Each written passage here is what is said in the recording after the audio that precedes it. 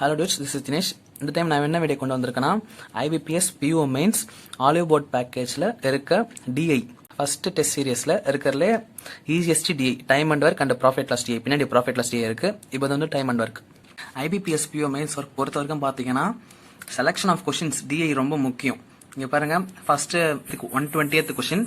இங்கே பாருங்க, first question எவ்வளோ எப்படி இருக்குன்னு 2 பை சார்ட், அது ஒரு 4 கொஸ்டின் கேட்டிருக்காங்க. நெக்ஸ்ட் கொஸ்டின் பாருங்க, டைம் அண்ட் ஒர்க் பேஸ். இந்த கொஸ்டின் தான் நான் எழுதியிருக்கேன். இப்போ நான் வீடியோ எடுக்க போறது. நெக்ஸ்ட் கொஸ்டின் பாருங்க, இந்த கொஸ்டின் எப்படி இருக்குன்னு. ஸோ செலக்ஷன் ஆஃப் கொஸ்டின்ஸ் ரொம்ப முக்கியம். இதுல வந்து 60 இல்ல 10 மார்க் வாங்கினாலே ரொம்ப ரேர், அதிசயம். அதுக்கு நெக்ஸ்ட் கொஸ்டின் பாருங்க எப்படி இருக்குன்னு. ஃபர்ஸ்ட் கொஸ்டின்ஸ் ஃபுல்லாவே அனலைஸ் பண்ணணும் டிஐலாம் அதை பொறுத்த வரைக்கும். நெக்ஸ்ட் இந்த கொஸ்டின் பாருங்க, ஃபார்முலாஸ் கொடுத்துட்டு நெக்ஸ்ட் ஒரு லைன் கிராஃப், நெக்ஸ்ட் ஒரு மிஸ்ஸிங் டேபிள், தென் ஃபார்முலாஸ் கீழே, then last question is about profit loss DI. So IBPS PO mains DI பொறுத்த வரைக்கும், குவான்டிடேட்டிவ் ஆப்டிடியூட் பொறுத்த வரைக்கும் செலக்ஷன் ஆஃப் கொஸ்டின்ஸ் தான் ரொம்ப முக்கியம். அதுதான் கை கொடுக்கும். ஸோ ஸ்ட்ரெயிட்டாக இந்த டிஐக்குள்ள போயிடுறேன். இங்கே பாருங்க, ஃபர்ஸ்ட் படிங்க. The time taken by Kishore, Ritu, Lokesh to complete 20% of the work is A, less than time taken by Meenu and Jeetu to complete 30% of the work. The efficiency of Ritu is 40% less than of Sita.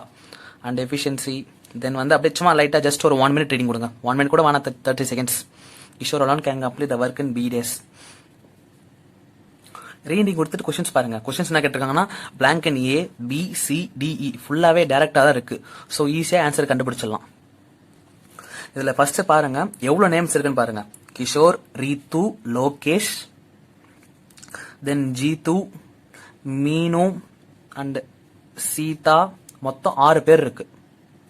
Then just last 2 lines பாருங்க. While Sita, Lokesh and Meenu alone complete the whole work in 24, 56, 60. அவங்களோட days கொடுத்துட்டாங்க. இப்போ பாருங்க, 6 பேரோட starting dates எழுதிருக்கேன். Sita, மீனு, லோகேஷ் அவங்களோட days மட்டும் எழுதிக்கிட்டேன், என்னென்ன டேஸ்ல முடிக்கிறாங்கன்னு. நெக்ஸ்ட் என்ன பண்ணணும்னா, டேஷஸ்ல கை வைக்கக்கூடாது. நெக்ஸ்ட் எதனா ஓப்பன் க்ளோஸ் இருக்கான்னு கண்டுபிடிக்கணும். இங்க பாருங்க, the efficiency of Ritu is 40% less than Sita. So இங்க பாருங்க, சீதா வந்து 10 எஃபிஷியன்சி 24னா, ரீத்து வந்து 6 எஃபிஷியன்சில 40 டேஸ்.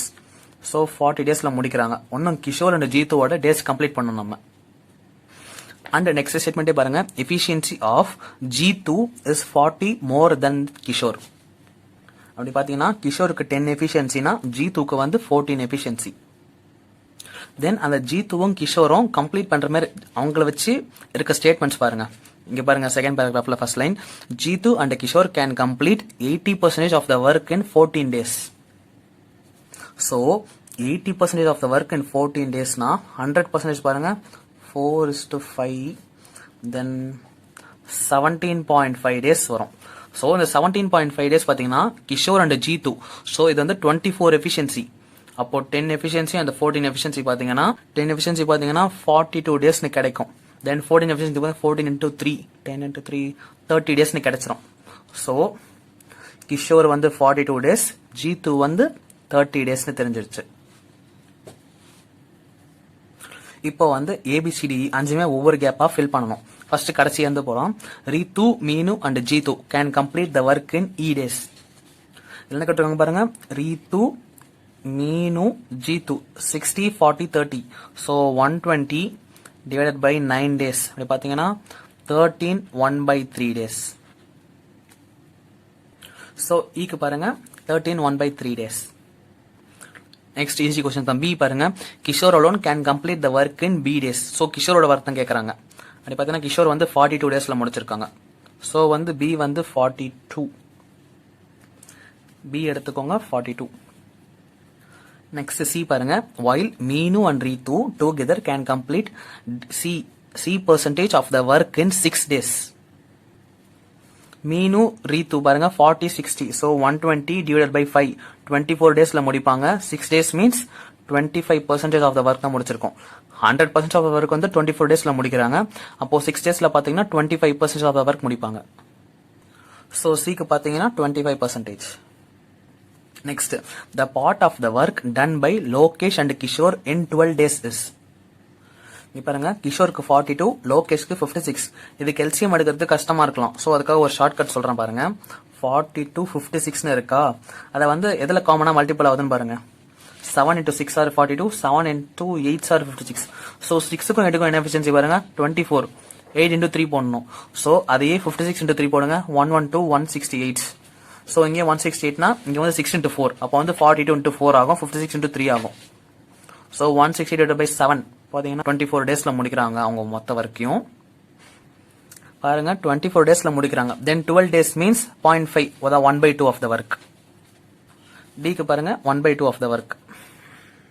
Next A பாருங்க, the time taken by Kishore, Ritu, Lokesh to complete 20% of the work is dash less than time taken by Meenu and Jeetu to complete 30% of the work. மீனு அஞ்சித்து பார்த்துக்கோங்க 60 30. So 60 by 3 20 டேஸ்ல முடிச்சிருவாங்க. 30% of the work means 6 days 30% of the work ஆகும் மீனுக்கும் ஜீத்துக்கும். Next வந்து Kishore Reethu Lokesh. Kishore Reethu Lokesh. Next பாருங்க Kishore Reethu Lokesh. Kishore and லோகேஷ்க்கு பார்த்தீங்கன்னா நம்ம 168 கண்டுபிடிச்சோம். பட் ரீத்து நடுவில் இருக்காங்க 40யோட. ஸோ என்ன பண்ணணும்னா இந்த 168 மல்டிபிள்ஸ்ல கடைசியில் 0ல முடிகிற மாதிரி நம்பர் எடுத்துக்கணும். எக்ஸாம்பிள் 1680 இதோட பாதி 840. 840 கண்டிப்பா 3 பேரால் டிவிசிபிள் ஆகும். ஸோ 42 வந்து 840னா 20 பிளஸ் 21 பிளஸ் 15. 840 டிவைடட் பை 56 என்ன வரும் 15. 15 20% ஆஃப் த ஒர்க் மீன்ஸ் 1.53. 3 டேஸ்ல முடிக்கிறாங்க, 6 டேஸ்ல முடிக்கிறாங்க. டிஃபரன்ஸ் பாருங்க 3 டேஸ் லெஸ். ஸோ ஏக்கு ஆப்ஷன் வந்து 3 days. நெக்ஸ்ட் கொஸ்டின் பாருங்க, இது profit loss DI questions. Profit loss கேஷ்ல டிஐ. இது ஜஸ்ட் என்ன பண்றீங்கன்னா இங்கிலீஷ்ல ஆர்சி ரீடிங் கொடுக்குற மாதிரி ஜஸ்ட் ஒரு 30 செகண்ட்ஸ் ரீடிங் கொடுங்க. ஷாப் கீப்பர் பாட் 4 items ஏபிசிடின்னு தெரிஞ்சிருச்சு. ஃப்ரம் அ சேல்ஸ்மேன் இந்த மாதிரி ரீடிங் கொடுத்துட்டு ஜஸ்ட் ஹிண்ட்ஸ்லாம் எழுதி வச்சுக்கோங்க. இங்க பாருங்க இங்க first hint, respective ratio of cost prices of item C and D is 2:3. So item C and D வந்து 2:3. Next 10% discount is given on the marked price of item B and 20% discount is given on the item C. So discountல பாத்தீங்கன்னா B க்கு வந்து 10% கொடுக்கறாங்க, C க்கு வந்து 20% discount கொடுக்கறாங்க. Then பாருங்க 20/3% profit earned on item D and a discount of 100 rupees given on the marked price of item D. item D ல வந்து ரெண்டு ஹிண்ட் கொடுத்துட்டாங்க. ஸோ item D ல வேற எதனா இருக்கான்னு பாருங்க. marked price of item A and B are equal, அது வேணாம். item D is marked 20% above its cost price. So இது பெரிய ஹிண்ட். இது தெரிஞ்சிடுச்சு, இது தெரிஞ்சிடுச்சு, இது தெரிஞ்சிடுச்சு. ஸோ பாருங்க ஐட்டம் டில வந்து மார்க்டு பிரைஸ் வந்து 20% அதிகப்படுத்துறாங்க. ஸோ 120% வச்சுக்கோ. 100னா இது 120 ஆகும். தென் டிஸ்கவுண்ட் பாத்தீங்கன்னா ருபீஸ் 100 rupees கொடுக்குறாங்க டிஸ்கவுண்ட். தென் செல்லிங் பிரைஸ் பாத்தீங்கன்னா ப்ராஃபிட் பாத்தீங்கன்னா 20/3%. தென் டீல எதுனா ஹிண்ட் கொடுத்துருக்காங்கன்னா பாருங்க, ஏன்னா வேற எதுவுமே அந்த அளவுக்கு இல்ல, டி கொடுத்துருக்காங்க மேக்ஸிமம். ஸோ இதை வச்சு தான் மற்ற எல்லாத்துக்கும் மூவ் பண்ணணும். ஸோ அடுத்ததே மாடி இருக்கு பாருங்க, average of selling price of item B and item D together is 809.5 selling price. So இது மூலமா என்ன தெரியுதுன்னா செல்லிங் பிரைஸ் ஆஃப் டி வந்து 700 to 900 ரேஞ்சில் என்ன வேணா இருக்கலாம். 700 இருக்கலாம், 800 இருக்கலாம், 900 இருக்கலாம், எது வேணா இருக்கலாம். நீங்க இப்போ வந்து உங்க மெத்தட்ல போட்டுக்கோங்க. நான் என் மெத்தட்ல எப்படி யோசிப்பேன்னா ஃபர்ஸ்ட் வந்து 3 ரேஷியோல இருக்கா 900 வச்சு டெஸ்ட் பண்ணுவேன். 900 டெஸ்ட் பண்ண என்ன வரும் பாருங்க. 900 மீன்ஸ் 90,080 MP. அதுல இருந்து டிஸ்கவுண்ட் 100 rupees போச்சுன்னா 980 வரும். 980 வந்து 20/3% ப்ராஃபிட்டான்னு பார்ப்பேன். 20/3 மீன்ஸ் 6.66% தெரியும். அண்ட் இங்க பாருங்க 980 900 எனக்கு பாத்தீங்கன்னா ஒரு 8.99% கிட்ட வருது. ஸோ டேரக்டா நான் என்ன பண்ணுவேன்னா 900 ஒர்க் அவுட் ஆகல, அதோட அதிகமாக தான் இருக்கு. நான் எடுத்த இந்த வேல்யூ அப்ராக்சிமேட் வேல்யூ வந்து அதோட அதிகமாக தான் இருக்கு. ஸோ என்ன பண்ணுவேன்னா இதை விட கம்மியா 3 மல்டிபிள்ஸ்ல இருக்குன்னு எடுப்பேன். நெக்ஸ்ட் என்ன பண்ணுவேன்னா 750 எடுப்பேன். 750 பாத்தீங்கன்னா 150 900 வந்துடும் மார்க்டு பிரைஸ். அதுல இருந்து 100 800 வரும். இப்போ வந்து ப்ராஃபிட் வந்து 20/3% தான் பார்ப்பேன்.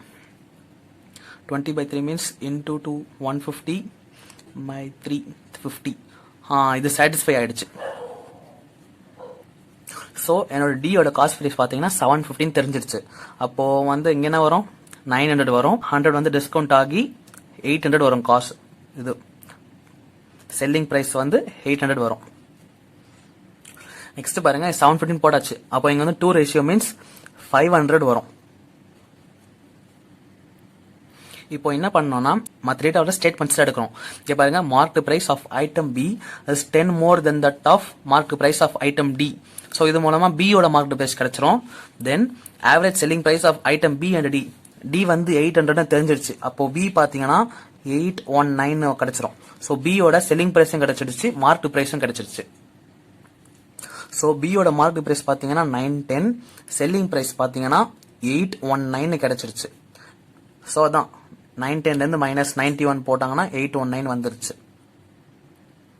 நெக்ஸ்ட் இப்போ பிலயே எதனா ஸ்டேட்மெண்ட் இருக்கான்னு பாருங்க. நெக்ஸ்ட் பாருங்க a profit of 119 is earned on item B. So 119's profit means 700 வரும் காஸ்ட் பிரைஸ். அப்போ B யோட ப்ராஃபிட் பர்சன்டேஜ் பாருங்க 770 49, so 17% ப்ராஃபிட். நெக்ஸ்ட் பாருங்க இன்னொரு hint selling price of A and D are equal and அதுக்கு முன்னாடி ஏக்கு பாருங்க profit earned on item A is 100 more than profit earned on item B. So இங்க பாருங்க டி ஏவும் ஈக்குவல் சொல்லிட்டாங்க. ஏல வந்து 800, அந்த ஐட்டம் பியை விட ஏல வந்து 100 rupees அதிகம் ப்ராஃபிட். அந்த பில பாத்தீங்கன்னா 119 rupees பண்ணிருக்காங்க. அப்போ ஏல பாத்தீங்கன்னா 219 rupees ப்ராஃபிட் வந்திருக்கு. அப்போ இதை மைனஸ் பண்ணிக்கோங்க. செல்லி மிஸ்டேக் பண்ணிருக்கேன். இது ஐட்டம் பி கிடையாது, டி. அப்படி பாத்தீங்கன்னா டில பாத்தீங்கன்னா 750 இருந்து 800 rupees 50 rupees ப்ராஃபிட் ஆயிருக்கு. ஸோ இங்க பாத்தீங்கன்னா 100 rupees, ஸோ 150 rupees ப்ராஃபிட். அப்படி பாத்தீங்கன்னா 650 வரும் cost price of A. So இதோட ப்ராஃபிட் பர்சன்டேஜ் என்ன வரும்? அண்ட் இங்க இப்போ ஏ அண்ட் பி வச்சு பாருங்க. Marked price of item A and B are equal. So பாருங்க ஏ அண்ட் பி ஆர் ஈக்குவல்னா பி 910னா ஏவும் 910 தான் வரும். ஏ 910 மீன்ஸ் எவ்வளவு பர்சன்டேஜ் ரைஸ் பண்ணிருக்காங்க எஸ்பி சிபில இருந்து எம்பிக்கு. ஸோ ஹிண்ட் பாருங்க he marked item A and C வந்து dash percentage above their cost price. So ஏவும் சிக்கும் வந்து சேம் பர்சன்டேஜ் தான் மார்க் பண்ணிருக்காங்க சிபில இருந்து எம்பிக்கு. ஸோ அதுபடி பாத்தீங்கன்னா இங்கே வந்து 40% மார்க்அப் பண்ணிருக்காங்க. அப்போ இங்கே 40% தான் மார்க்அப் பண்ணிருக்கணும். 500ல இருந்து 700 எம்பியா வந்திருக்கணும். ஐட்டம் சிக்கும் 700ல இருந்து 500ல இருந்து 700 வந்திருக்கணும். அண்ட் டிஸ்கவுண்ட் 20% தெரிஞ்சிருச்சு. ஸோ வந்து செல்லிங் பிரைஸ் பாத்தீங்கன்னா 560, ப்ராஃபிட் பாத்தீங்கன்னா 10, 11, 12%.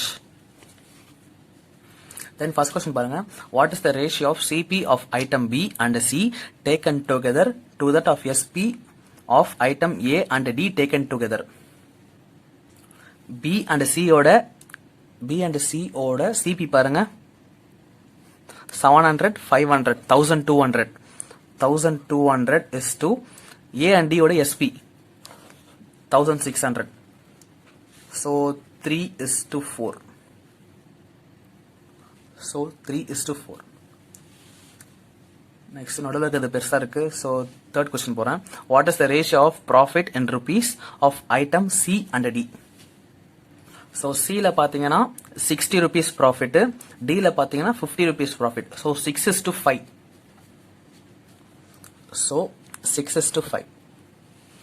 நெக்ஸ்ட் கொஸ்டின் பாருங்க. If the value of blank அந்த நடுவில் டேஷ் கொடுத்தாங்களா, அந்த டேஷ் வந்து இஸ் ரெடியூஸ்டு பை 20%.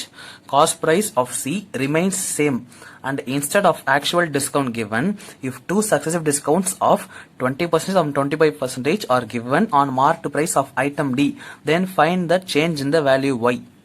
கொஸ்டின் நல்லா பாருங்க. If the value of blank is reduced by 20%. அப்படி பாத்தீங்கன்னா ஏ அண்ட் சிக்கும் சேம் பெர்சன்டேஜ்ல வந்து மார்க்அப் பண்ணோம் பாத்தீங்களா. மார்க்அப்ல வந்து 40% மார்க்அப் ஆச்சு.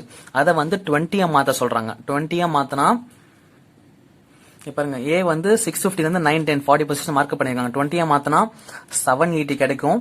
சிக்கு பாத்தீங்கன்னா 600 கிடைக்கும். நமக்கு என்ன தெரியும்னா y is equal to 240 already தெரியும். அண்ட் இங்க பாருங்க if two successive discounts of 20% and 25% are given on marked price of item D. இங்க பாருங்க if the value of blank is reduced by 20%, அப்படி பாத்தீங்கன்னா A and C க்கும் பாத்தீங்கன்னா 40% increment பண்ணிருக்காங்க. அதான் மார்க்டு பிரைஸ்ல சேம் மார்க்டு பிரைஸ் வந்து 40% இன்க்ரிமெண்ட் பண்ணிருக்காங்களா, அதுல வந்து ரெடியூஸ்டு பை 20%. அப்படி பாத்தீங்கன்னா 32% தான் இன்க்ரிமெண்ட் பண்ணிருக்காங்க. சிபில இருந்து எம்பிக்கு 32% தான். நெக்ஸ்ட் வந்து காஸ்ட் பிரைஸ் ஆஃப் சி வந்து ரிமைன் சேம். சி என்னது 500 வந்து ரிமைன் சேம். அண்ட் 132% ஆஃப் 500 பாத்தீங்கன்னா 660 வரும். ஸோ மார்க்டு பிரைஸ் வந்து 660, அதுல இருந்து 20% பாத்தீங்கன்னா நெக்ஸ்ட் செல்லிங் பிரைஸ் பாத்தீங்கன்னா 528.